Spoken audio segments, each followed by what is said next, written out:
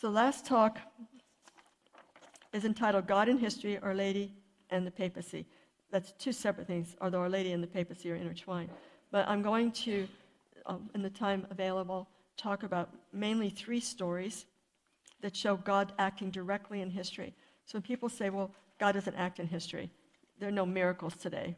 There's nothing. But we can see that there are.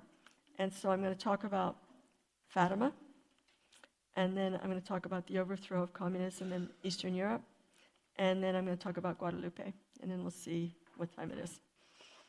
I know you're all very familiar with the Fatima story, but I'm hoping I have a few little extra things that you might possibly not have heard.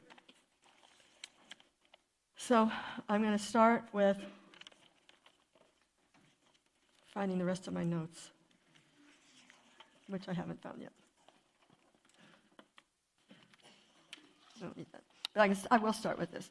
First of all, we did have the 500th anniversary of the Protestant Reformation, but we've also just had the 100th anniversary of Our Lady of Fatima, the centenary of her appearance to the three shepherd children. And we talk about one man can make a difference, one woman can make a difference, and we think, well, those men and those women that make that kind of historical difference, they're not us. They're, really smart people or people of real power or all kinds of things like that. Well, look at Fatima. What do we have in Fatima? 3 small shepherd children, ages 7, 8, and 10, when Our Lady first appeared to them. So it doesn't necessarily mean you have to be somebody important and famous to make a difference. So there they were in Portugal in the early 1900s. The government of Portugal was a liberal revolutionary government. The Freemasons controlled the government of Portugal. And the leaders of Portugal at that time had said no more holy days. Holy days are days of work. They legalized divorce. They said marriage is a civil contract only. There could be no clerical garb in public. And the Minister of Justice declared that in 2 generations, religion would be eliminated. So that's what poor Portugal was suffering under. Europe was suffering as well because of World War I. World War I was a senseless war, and by this time, 1917, its senselessness should have been obvious to everybody because of the mass casualty totals and nothing being accomplished. But the governments of Europe were too proud to admit that they had been wrong, and so the war continued with millions of casualties. Portugal had just gone into the war. Not too many of their soldiers had gone off to the front, but some had, so they were actually in the war. And all of Europe was suffering greatly. And it was World War I that gave Lenin the opportunity to take over the government of Russia. The children came from poor families. The 2 younger ones were cousins of the older one, Francisco and Jacinta, brother and sister, from the Marto family. Lucia from Santos family. The Marto children, there were 9 of them, were all born in this little house that you can still see if you go. Take a little walk from Fatima to Aljustrel. It's this little house where the Marto family raised 9 children. And Lucia was born in her house, a little bigger, but not much. She was number 11 and the last of her family. So you have the 2 youngest of a family of 9, the youngest of a family of 11. It's a good thing they did not believe in population control. Now, in 1916, angels appeared to the children. So they had 3 visits by angels, and the angel identified himself as the angel of peace and the angel of Portugal. And he taught them the famous Fatima prayer, "Oh my God, I believe, I adore, I hope, and I love you." The children told no one about these apparitions. They so were overwhelming to them that they couldn't even speak about them. Then, in May of 1917, May 13th, Mary's first apparition came to the 2 children. She appeared to them, and just Lucia, who was the spokesman for the children, said, "What do you want of us?" And Mary said, "Please come back here on the 13th of every month for 5 months." And she said, "Pray the rosary daily." She told them 2 things that they must do. She just simply said it. But then she asked them a question. "Are you willing to offer yourselves to God and bear all the sufferings he wills to send you, as an act of reparation for the sins by which he is offended, and of supplication for the conversion of sinners. Now, if someone asked me that, I might want to negotiate. What exactly kind of sufferings are you talking about? But the children simply said, yes, we will. The children decided that they would not tell anybody, but little Jacinta, the youngest, blurted it out to her parents. And so right away, the secret was very quickly out and spreading all over Algestrel, which wasn't too far, but that's where it was spread. Jacinta was a very strong little girl. Her life was sort of centered on herself. She won her own way. She was very tough. And she had that temperament because God had a plan for her. Francisco was a more quiet, dreamy sort of person, and God had a plan for him. And Lucia was the motherly, gentle, loving mother type person. And God had a plan for each of them. Each had a temperament that was going to fulfill their mission. So the Marto father, the father of Jacinta and Francisco, believed them. When someone said, this can't be true, he said, my daughter does not lie. And so he stood by them no matter what. Lucia's mother did not believe a word of it. She said, you're making this up. And she dragged Lucia down to the parish priest, told her the story, and the priest said, it could be the devil. So, right away, Lucia is starting to bear her first suffering. She's being told that what she saw that had such an impact on her could be the devil. And her own mother would not believe her. So children had agreed to do penance. So they're out with their sheep, and they think, well, what penance can we do? And one of them suggested, well, let's give our lunches up to the sheep. So how much the sheep cared about their little bread and cheese sandwiches, I'm not really sure. They later, however, said, let's give our lunches to poor children, which was a better choice. And so they would have that little suffering, which giving up your lunch, they would eat some berries and things that they found. That was hard, but they did it because Mary had asked them to, and they were going to offer it up for sinners. In June 13th, Mary appeared again. The children came as they had been instructed. Again, she told them to pray the rosary daily. Every one of her appearances, that's what she told them, pray the rosary daily. In July, she revealed the 3 secrets of Fatima. Secret number 1 was a vision of hell, and that had an incredible, shocking effect on the children. You might say, why in the world was Mary, a loving mother, showing these children hell? It's because they had a mission, and they were given the strength by God to fulfill that mission, which was to encourage the world to offer reparation for sinners so that people would not go to hell. So these little children, strengthened by God's grace, saw this vision, which convinced them we have to do these sacrifices and convince everybody else to do these sacrifices. So God never gives us a task without giving us the grace to do it. And few of us, fortunately, are given that kind of task, but they're going to fulfill it. The second secret was a series of prophecies, which included that World War I would end, but another and worse war would break out if people did not do penance and pray the rosary. And then that Russia would spread its errors throughout the world if there wasn't enough prayer and penance. The children, I'm sure, had hardly barely heard of Russia, if at all, and certainly they knew nothing about communism, which did not come into power until October of that year. But they agreed, yes, we will pray for the conversion of Russia. She said, in the end, my Immaculate Heart will triumph. There will be conversion of Russia, and there will be peace. We haven't reached that yet, but she made a promise, and Mary keeps her promises. The last secret was not revealed until the year 2000. That was the vision that the children saw of a mountain, and going up the mountain were many martyrs, people suffering for their faith, all ages, all classes. And then they saw going up the mountain a bishop dressed in white. And the only bishop who wears white is the Pope. And they saw this bishop in white shot and killed. They were told, well, the 2 younger ones had died. Lucia was still alive when she was given permission by Mary to reveal the first 2 secrets. Then she was told by Mary that she could give the 3rd secret about the martyrdoms and the Pope to the bishop of Portugal. She did, and that bishop chose not to reveal it. Instead, he sent it to the Pope, which at that time would have been Pius XI.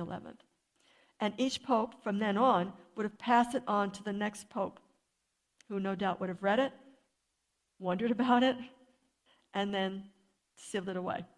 Until finally it came to John Paul II, who chose to reveal it in the year 2000. One of the reasons being because he felt it had been fulfilled now since of the assassination attempt on his own life. So, but lots of time, there was so much speculation about the third secret. People were saying, oh, it's going to tell us the end of the world is going to be, and all these other things. And even to this day, there are people saying, I don't think the real third secret was revealed. But since Lucia said this is a real third secret, I think I'll believe her, and I'll not worry about there being something else that somebody's secret is a secret of the secret. All right, they continued to do their penances, not drinking water on hot days. They love to sing and dance, so they give up singing and dancing. August comes, and on that August 13th, they were not able to go to the cova because they had been arrested. The mayor of the area where they lived was a Freemason, anti-Catholic, and he pretended he was going to take the children to the site of the apparitions. Instead, he kidnapped them. They ended up in jail. I'm sure you know the story. He said, tell me all those secrets, I will boil you in oil. And he took the children each one at a time, starting with the youngest, Jacinta, and he said, if you don't tell me the secrets, you will be boiled in oil. And he said, Mary told me not to, so I'm not going to. She believed him. She's 7 years old. Of course she's going to believe him. And he dragged her out of the room. Then comes in Francisco, same story, and finally Lucia. Now, he was not diabolical in the sense he wasn't going to boil them in oil, but the point was they believed it, and they still would not disobey their Blessed Mother. They were sent home, and that month, Mary appeared on August 19th. So they still had an apparition, but it was not at the Covidaria. Now we come to September.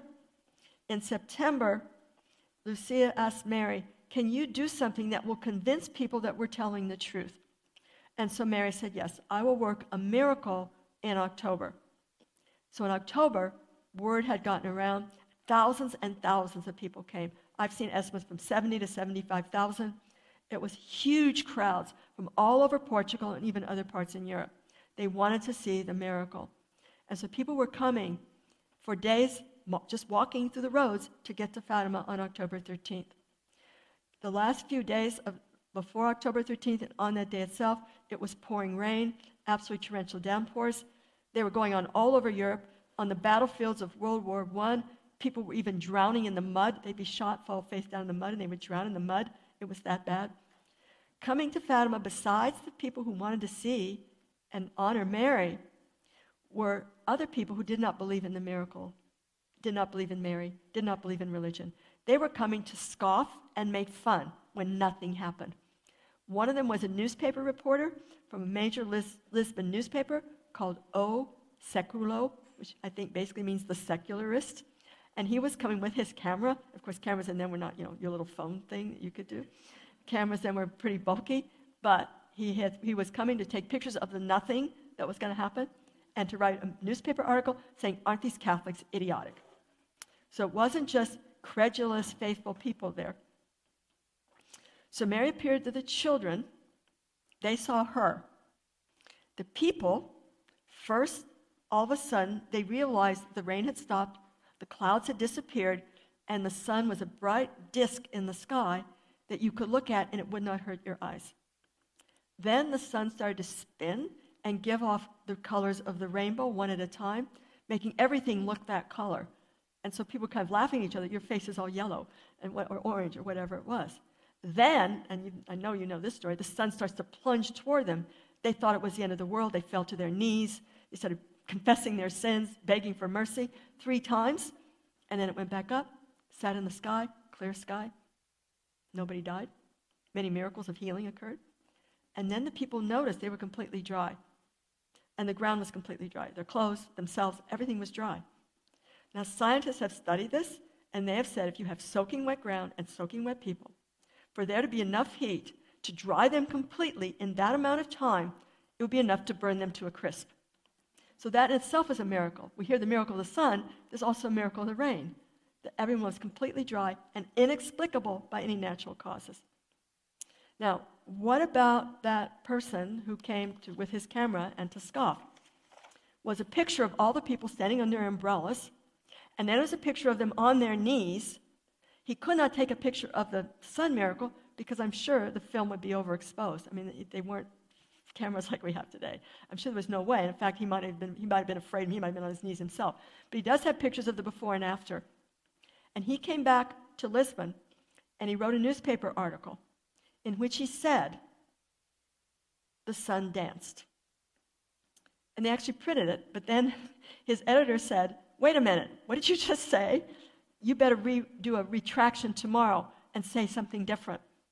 So his name was Alvaro Almeida. The next day he sat down and wrote another story, and in it he said, I saw it, I saw it, I saw it. Now, I've looked up online his name to try to find out what happened after that. I can't find anything more. And so what I tell the kids is what I hope happened was he packed up, quit his job, and went to live somewhere else where he could hang around with Catholics instead of with secularists. But here you have very clear evidence that this was not a mass hallucination, which is not possible. There is no such thing. It's not a collective hysteria that everybody was so sure there's something massive was going to happen, or even power of suggestion. I see something. Oh, I see something. Like, yes, I see something too. What could it be? Oh, the sun? Yeah, maybe it's the sun. But any of these explanations they come up with can't explain what the people felt and saw, and that they were completely dry at the end. There's no possible natural explanation. And this is something that happened in the 20th century, only 100 years ago. Until recently, there were people alive who saw it and remembered it. There are numerous books about it that testify. The witnesses testify. There's one called, I think it's called Interviewing the Witnesses, but all these witnesses who testify, they're people who are alive, who had relatives who did see it, and they have that living memory that they're passing down.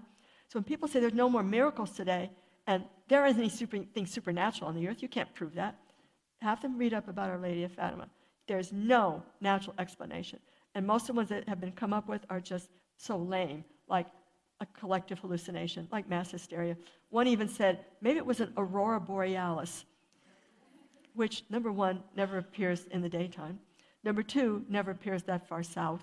So it's not an aurora borealis. So, it happened. It really did happen. Just like Alvaro Almeida said, I saw it, I saw it, I saw it. So then, the children are going to given their opportunities to suffer. First of all, just the fact that everybody's always after them, telling them, asking them questions. How beautiful was that lady? She as beautiful as my wife? No, she's more beautiful than your wife. Anyway, both Francisco and Jacinta came down with the Spanish influenza, which is a huge epidemic worldwide, millions of deaths after World War I. Francisco died first, April 4th, 1919. He offered up his sufferings. But remember I told you he was quiet and dreamy? That's because he became truly a contemplative. He would spend, until he got too sick, all his time in the chapel praying. He even said, I don't have to go to school. I'm going to just spend my time praying. Mary told me I was going to die soon. I just want to be with Jesus. I just want to be with the hidden Jesus. Jacinta, the tough one, Mary gave her a choice. She said, you can go to heaven now, or you can stay on earth and suffer longer. What do you choose? And she chose to suffer longer. And so she suffered excruciating pain. The influenza infected her lungs. They did a surgery, which they could only do with a local anesthesia, not general anesthesia.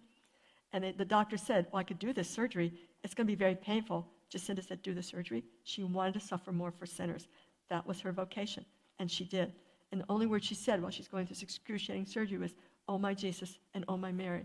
And so she died February 13th, 1920. And it's interesting, 13th, she died on the 13th, and that was the day Mary always came. And so the children were reunited in heaven with Mary on the 13th. Lucia lived until 2005, and she was the motherly one, and her job was to spread the message to Mary's children, to be Mary's sort of substitute mother on earth, to spread that message. The rosary, penance, and the 5 first Saturdays of making the devotion of confession, communion, rosary, and meditation on 5 consecutive First Fridays in order to make reparation for sins. And so she did. She eventually ended up in a contemplative Carmelite monastery. And once Mary had told her that she should learn how to read, and she did, and later, they say, she even learned how to use a computer. So the message of Fatima is still very real and very important in the world. Lucia kept stressing, we must do these penances, we must say these prayers, make the 5 first Saturdays, and the reward that comes from the 5 first Saturdays is Mary will be with you at the hour of death. And to me, that seems like a pretty good reward for 5 Saturdays of praying. And once you've made them once, you want to keep going. You don't want to stop. But I want to give you 2 examples of the Fatima message having an impact on history. Maybe not so well known, but we'll see. The first is Austria in the year 1955. After World War II, Austria was divided between the United States, France, the United Kingdom, and the Soviet Union, just as Germany was. Everybody knows about the Germany part, not as many people about the Austria part. It was divided up. The Soviets got the richest section and the capital city of Vienna, just as they had gotten the capital city, Berlin. They always seemed to get what they wanted. And within the occupation zone of the Soviets, the communists, the Viennese and the people were subject to the normal atrocities of communist occupation. In 1946, an Austrian priest named Father Pavlicek made a pilgrimage to Mariazell, which was Austria's principal Marian shrine. And he heard a voice there that said, "Do as I say, and there will be peace." So he felt that the Blessed Mother was telling him, giving him a message to start a rosary crusade. And so he founded a group called the Holy Rosary Crusade of Reparation. And he asked the faithful of Vienna to participate in public rosary processions in the streets of the city. And the intention of the rosary was for the end of communism. At first, not very many people showed up. But they gradually grew and grew and grew. So by 1955, when he'd been doing this for 8 years and never giving up, the rosary processions could often have 500,000 participants, which is 1/10 of the Austrian population. Finally, through the help of Our Lady, on May 13th, 1955, the Soviets announced that they were leaving Austria of their own accord. This surprised almost everybody. Why are they leaving? There seemed to be no reason, but they announced, no, these things are going on, we need to get out of here. They made up some excuse. And they pulled the last of the forces out of Austria in October of 1955. Our Lady likes to arrange the calendar a little bit. Of course, October is the month of the Holy Rosary. And so Austria, by a rosary crusade, drove out communism peacefully. Now I'm going to tell you another rosary crusade story. And this one is in Portugal. 1974, 1975. In April 1974, communists came into power. Several young women, they were school teachers in their 20s, were praying at Fatima. And they said, what can we do? Our poor country, the communists are in power and we know what they're like. And I said, well, here we are at Fatima. We need to pray the rosary. All right, let's pray the rosary. But maybe we should try to get other people to pray the rosary. I don't know if they knew about the Austrian crusade. I kind of doubt it. That happened before they were born.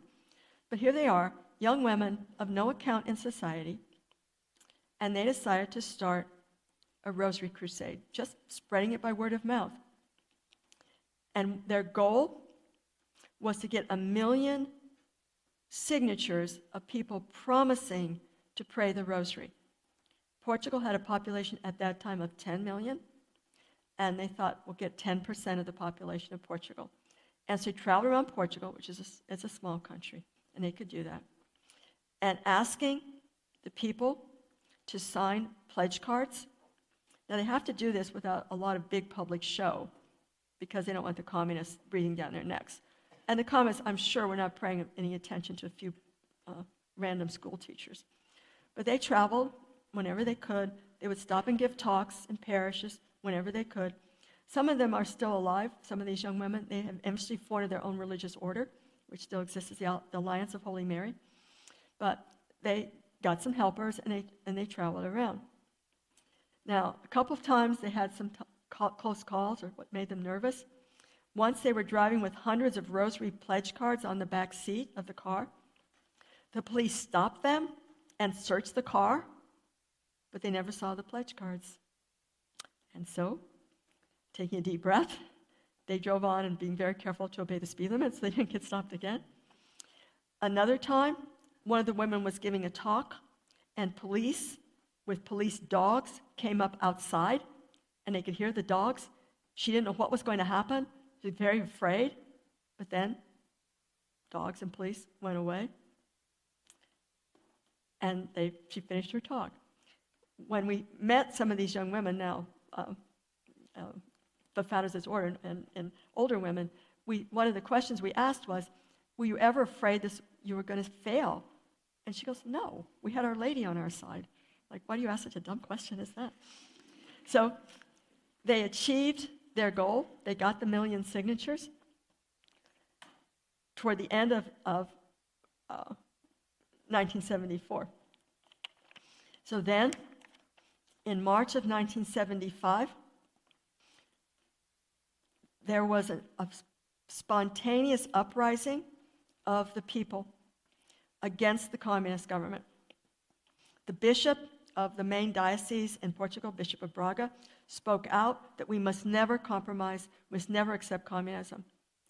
And that May 13th, there were more than 1 million pilgrims to Fatima that day. Then, about all around the north of Portugal, which is most strongly Catholic, communist headquarters started being burned down. They were burned down at night when no one was in them, because the people rising up did not want to hurt anybody. But these communist headquarters were spreading an evil doctrine, so there's nothing wrong with burning them down and burning their communist flags. And so they did. They'd have their hammer and sickle flags, the communist symbol, and they would tear those apart. The bishop in August gave a speech telling the people to stand firm.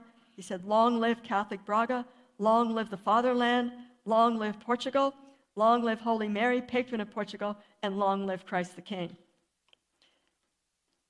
So the leader, the communist leader, whose name was Cunhal, came with 1,000 communists up to the area where the bishop had been speaking. That seemed to be where most of the anti-communist resistance was. So he brought 1,000 communists. He figured, these are just peasants. We'll disperse them, and this will be over. They got up there, but the peasants would not disperse. There was an all-night battle, and when Cunhal realized that he was losing, he collapsed. He fainted and had to be carried away on a stretcher. And his men, his 1,000 men, found their way back to Lisbon. And his government soon collapsed.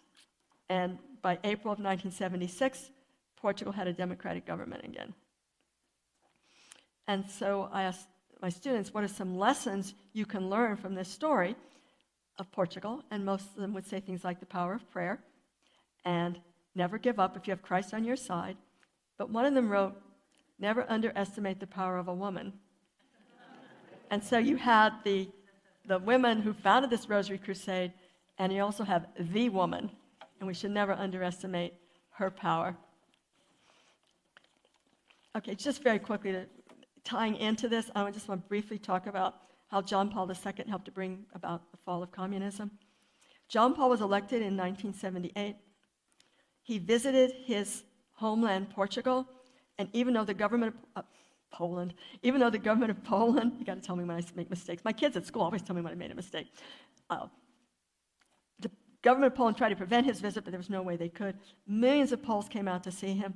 It was after his visit there that the new Catholic labor union movement of solidarity got started. And that movement got bigger and bigger and bigger. And finally, they started asking for free elections, which is the one thing you never do in a communist country. You never ask for free elections. So communists felt we've got to put a stop to this. Now, in the past, when one of the Eastern European countries had asked for free elections, it happened twice, the Soviet Union would invade that country with tanks and soldiers. And so that was probably plan A. Well, let's just invade Poland. Well, this is before there was a Polish Pope. There is one story that John Paul actually wrote to the Soviet Union headquarters, the General Secretary, Andropov, and said, if you invade Poland, I will come to Poland to stand with my people. Now, there are some that agree that that really happened, some that don't. We don't have that letter. We do have a letter that he wrote. We know he wrote this one, which he said, what happens in Poland is none of your business. you stay out of what Poland is trying to decide for its own welfare. And so Plan A had to be put on the shelf. So maybe Plan B was the assassination attempt on May 13th, 1981. The communists had hired a Turkish hitman named Ajka to shoot the Pope, and you all know this story. And the Pope was in his general audience. The Pope-mobile was traveling throughout the open square of St. Peter's. Ajka pulled out his Browning semi-automatic, and he started shooting at the Pope. The Pope was hit in the stomach. He was hit a couple of lesser wounds. The wound in his stomach should have been fatal by all the laws of ballistics. When the doctors looked at the path that bullet followed, it should have hit vital organs, killing him. But instead, it took a little different path. And John Paul later said, one hand fired the bullet, another hand guided the bullet and saved his life. Now, he had immense sufferings after this. He had bled so much they had to give him many transfusions and not time to make sure the blood was safe. And so he developed a very serious infection and suffered immensely from that. But eventually, he survived, got well, although I think the rest of his life he's going to suffer ill effects from that, and decided to make a pilgrimage to Fatima. So he made a pilgrimage to Fatima, and with him, he brought the bullet. And there's a beautiful statue of Our Lady of Fatima, huge statue, with a beautiful crown that the women of Portugal donated their jewels to decorate. And in the crown, there's this little space. And nobody knows why that little space was there. Now they do know, because the bullet fits into it exactly. And so the bullet was placed in that crown, and it fits perfectly. So if that was Plan B, that failed as well. So Plan C was to get some Polish communists into the power of the government, which the Soviet Union could do. They just said, put this guy in power. And then have him crack down on Solidarity, the Catholic Labor Union. So he cracked down on Solidarity, arrested the leaders, jailed most of them, outlawed Solidarity, the Catholic Labor Union movement, and said, this is no more nonsense, no more of these pamphlets and speeches and leaflets and everything you're putting out there. We are back to normal. So it looked like communism had triumphed in Poland after all. However, Solidarity kept itself alive underground. They communicated with each other. They kept their vision alive. There was a heroic priest named Pope Iliushko, who has since been beatified, who would hold rallies and encourage the people, always peaceful, never violence. It was encouraged always peacefully. Stand up for your rights, but always peacefully. And of course, the Pope is behind the scenes working. And interestingly enough, American labor unions supported Solidarity, and they found ways to smuggle in things that would help them, like fax machines and money and things like that. So the communists were basically outnumbered, because they not only had Solidarity people, then they had the Polish people, and they had the Pope, and they had the Blessed Mother, who was the Queen of Poland. And so eventually, the situation economically in Poland got really bad. Poland, like most communist countries, cannot support itself. Communist countries cannot support themselves. They need outside help. Poland was in one of the worst situations economically, as were many of the communist countries at this time, including the Soviet Union. And here we have to give honor to Ronald Reagan, who was president during this time, and he refused to help the Soviet Union. Other presidents had sold them goods like technology. Reagan said, we're not going to sell you any more computer technology. You have to invent your own, which no communist country is going to invent technology. There's nothing to encourage anybody to do that. So Soviet Union is in economic trouble. It can't help Poland out. Poland's in economic trouble. It's going to collapse. And so to avoid the collapse, they re-legalize Solidarity and let them come back into existence. I have to tell one story that happened just a little bit before. While Solidarity was outlawed, Pope John Paul II made another visit to Poland. They couldn't dare keep him out. And he met with the man who had suppressed Solidarity. His name was Jaruzelski, and he was a Pole, but obviously a communist Pole. And as the head of state, he has to, out of courtesy, greet the Pope when the Pope arrives. So there was this little ceremony, and there was the Pope at a microphone, and Jaruzelski at a microphone, covered by the TV cameras. And I've never seen this in any other history book or anything.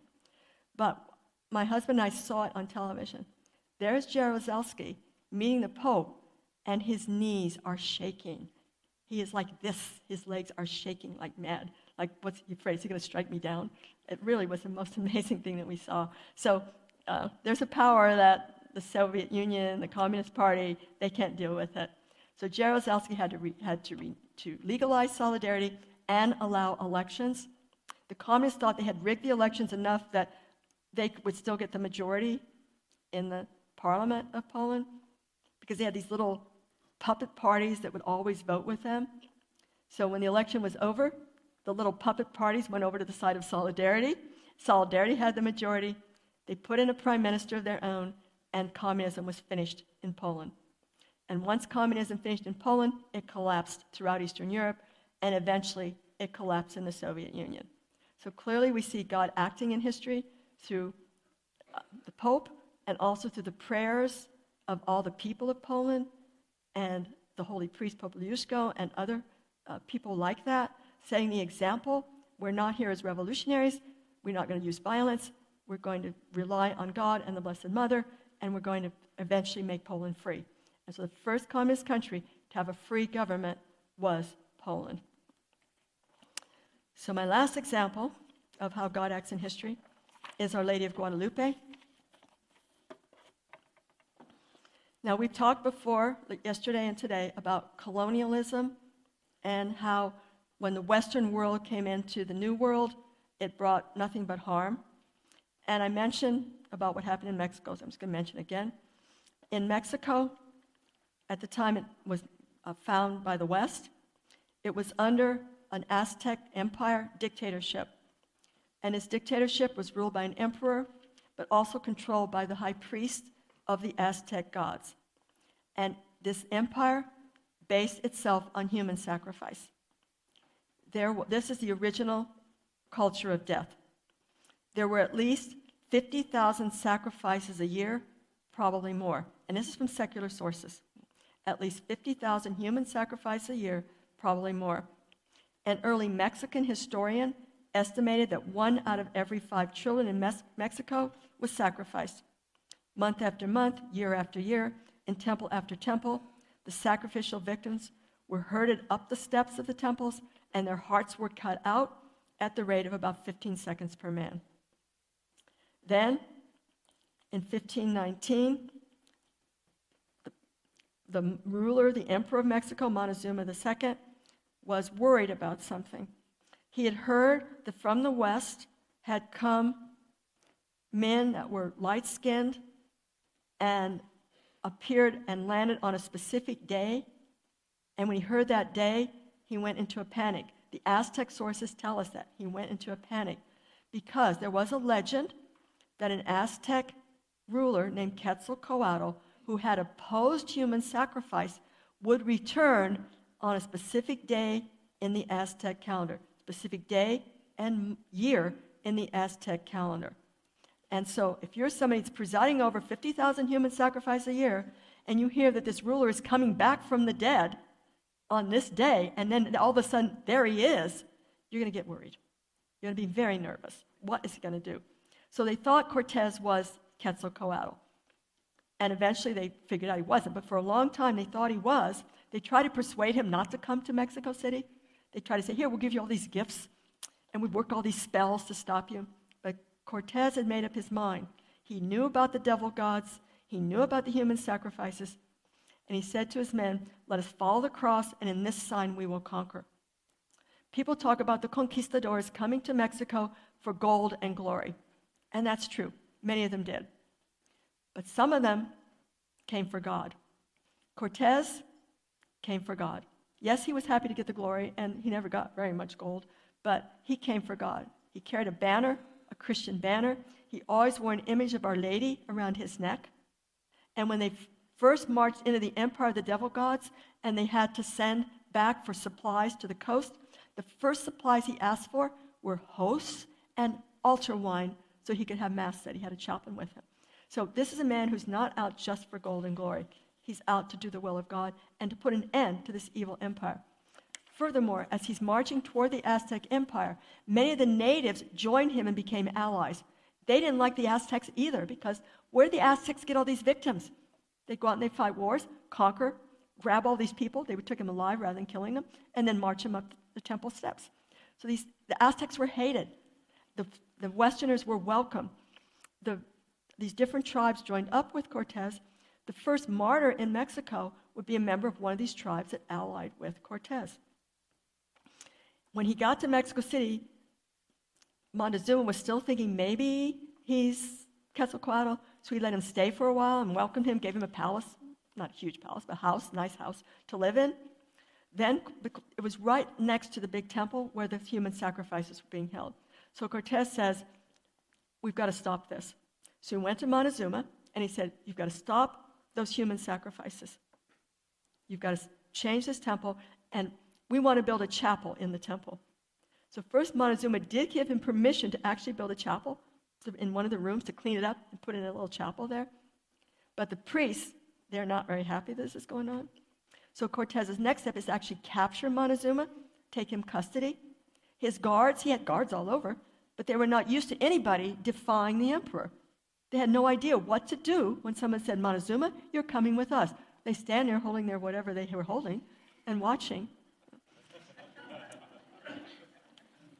Well, what happened next? Cortez had to leave for a while because another force of Spaniards had arrived, and he knew these guys were up to no good. He had to go defeat them. By the time he got back, the Aztecs had rebelled, and his men were besieged. He still had some of his mystique because they actually let him go back in with his men, but maybe they thought, we'll just kill you all at once. Montezuma gets killed by his own men. They were throwing a volley of stones. He was on the balcony and hit him in the head. And finally, Cortez and his men realized they have to escape, and then we have to come back later. So Cortez, who had fought all the way into Mexico City, now fights his way out. Many of his men are killed.